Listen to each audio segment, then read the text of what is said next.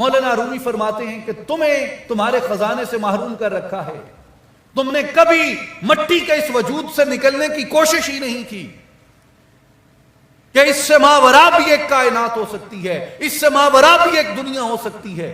اس مٹی کے اندر کوئی پانی کا صاف چشمہ بھی ہو سکتا ہے، اس دودھ کے اندر سے اصلی گھی بھی نکالا جا سکتا ہے، اور مٹی کے اس گھر کو کھود کر اس کے اندر سے خزانہ بھی برآمد کیا جا سکتا ہے۔ تم نے یہ کبھی سوچا ہی نہیں۔ اگر تم نے کبھی سوچا ہے تو تجھے تیرے سماج اور معاشرت اور لوگوں کے طعن و تشنیع کے خوف نے یہ ہمت ہی کبھی پیدا نہیں ہونے دی کہ تو اپنے آپ کو کھوجے، اپنے من سے اس کو پائے۔ عارفان باللہ جہاں بھی گئے، اللہ والے جہاں بھی گئے، ان کا پیغام یہی تھا، جسے اقبال نے کہا، کھود کے اپنی خاک میں جس نے پایا اپنا آپ، اس بندے کی دہقانی پہ سلطانی قربان۔ حضرت سلطان باہو رحمت اللہ علیہ فرماتے ہیں، اے تن رب سچے دا حجرا وچ پا فقیرہ جاتی ہوں۔ کبھی اپنے من میں تو جھانک کے دیکھو، کبھی اپنے اندر تو جھانک کے دیکھو۔ حضرت سیدنا بایزید بسطامی رحمت اللہ تعالی علیہ، آپ سے کسی نے پوچھا کہ آپ نے خدا کو کیسے پایا؟ حضرت بایزید بسطامی رحمت اللہ علیہ نے فرمایا کہ میں نے اپنے آپ کو کھوجا، اپنے آپ کو تلاش کیا، اور اپنی تلاش میں نے اپنے مولا کو پا لیا۔ انہوں نے کہا کہ پھر آپ نے اگر مولا کو اپنی تلاش کر کے پایا، اپنی تلاش آپ نے کیسے کی؟ بایزید بسطامی نے فرمایا کہ اپنی تلاش کے لیے میں نے مولا کی تلاش کی، جسے علامہ اقبال رحمت اللہ علیہ فرماتے ہیں کہ تلاش او کنی جز خود نبینی، تلاش خود کنی جز او نیابی۔ جب تو اپنی تلاش کرتا ہے تو اس کی ذات تک جا پہنچتا ہے، جس کے لیے یہ قول مبارک صوفیاء کرام بیان کرتے ہیں، من عرف نفسہ فقد عرف ربہ، جس نے اپنے آپ کو پہچان لیا اس نے اپنے رب کو پہچان لیا۔ تو میرے بھائی اور بزرگوں، ہمیں اپنا آپ پہچاننا ہے، اپنے آپ کی شناخت کرنا ہے۔ انفس و آفاق، ان دونوں جہتوں کو ہمیں اپنے اندر کامل کرنا ہے۔ آج کی دنیا محسوس کی دنیا ہے، حس کی دنیا ہے۔ جو کچھ امپیریکل ایویڈنس سے ثابت ہو سکتا ہے ہم صرف اسی کو حقیقت مانتے ہیں، لیکن ہم اپنی حس سے کبھی ماورا نہیں جاتے، اپنی حس سے آگے کسی چیز کو نہیں کھوجتے۔ میرے بھائیوں اور دوستو،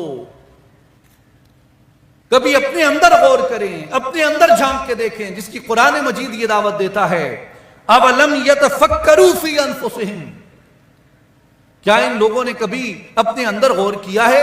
اور یہ لوگ اپنے اندر غور کیوں نہیں کرتے؟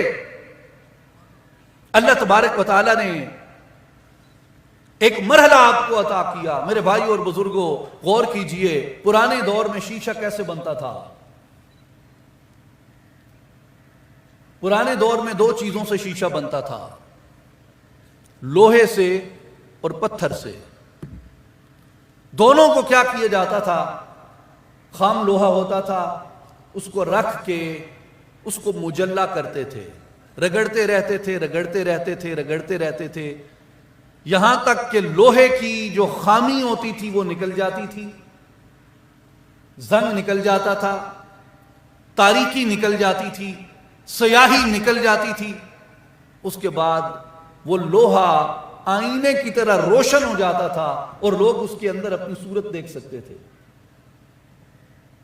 دوسری جو آئینہ گری کی صنعت تھی وہ پتھر سے تھی، کہ اسی طرح پتھر کو رگڑا جاتا تھا، مجلہ کیا جاتا تھا، اتنا اس کو وہ رگڑتے، پروسیس کرتے، اتنا پروسیس کرتے، اتنا پروسیس کرتے کہ وہ پتھر آئینے کی طرح روشن ہو جاتا، اس کے اندر شکل دکھنے لگتی۔ آج بھی آپ کسی بھی پتھر والے کی، ماربل والے کی دکان پہ چلے جائیں، وہ آپ کو شیشہ اس طریقے سے پالش کر کے دے سکتا ہے کہ آپ کو اپنا رخ اس کے اندر نظر آنے لگ جائے۔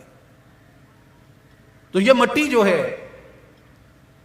اس مٹی کو اللہ تبارک و تعالی نے آئینہ بنایا، جس کے لیے نبی پاک علیہ الصلوۃ والسلام نے فرمایا قلب المؤمن مرآۃ الرحمن، مومن کا دل اللہ کا شیشہ ہے، مگر شیشے تک پہنچنے کے لیے اس شیشے کو پروسیس کرنا پڑتا ہے،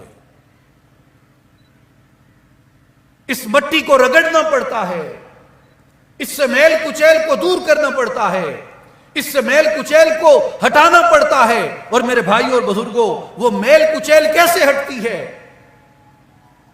وہ میل کچیل ہٹانے کا جو عمل ہے، اس ہٹانے کے عمل کو اولیاء کاملین نے قرآن مجید کی اصطلاح میں تزکیہ فرمایا کہ وہ تزکیہ کا عمل ہے، جو مرشد کامل، شیخ کامل کی صحبت سے انسان کے وجود کے اوپر پورا ہوتا ہے۔ آپ اگر ایک واقعے کی اجازت دیں، ایک شیخ نے ایک جگہ واز کیا، درویش نے کہا کہ لوگوں، کیا یہ سچ ہے کہ لکڑی کی کٹی ہوئی ٹہنی سانپ کھا جاتی ہے؟ کیا یہ سچ ہے؟ قرآن میں ہے نا کہ لکڑی کی کٹی ہوئی ٹہنی نے، موسیٰ علیہ السلام کی لاٹھی نے سانپ کھا لیا تھا۔ مٹی سے بنائی ہوئی مورت ہوا میں اڑتی ہے، کیا یہ قرآن میں نہیں ہے؟ عیسیٰ علیہ السلام کے ہاتھ سے مٹی کی مورت اڑی، آپ نے دم کیا، وہ پرندہ بن کے اڑی، کیا یہ قرآن میں نہیں ہے کہ ایک نابینا ہو جائے ایک شخص، اس کی آنکھوں کے علاج کے لیے دوسرا شخص اپنا کرتا بھیجتا ہے کہ یہ میرا کرتا لے جاؤ، کپڑے کا ٹکڑا ہے، اس کی آنکھوں پہ لگاؤ، آنکھیں ٹھیک ہو جائیں گی۔ لوہا داؤد علیہ السلام کے ہاتھ میں آتا ہے تو موم کی طرح پگھلتا ہے۔ بزرگوں نے کہا کہ لاٹھی سانپ کھا سکتی ہے، مگر ہر لاٹھی نہیں۔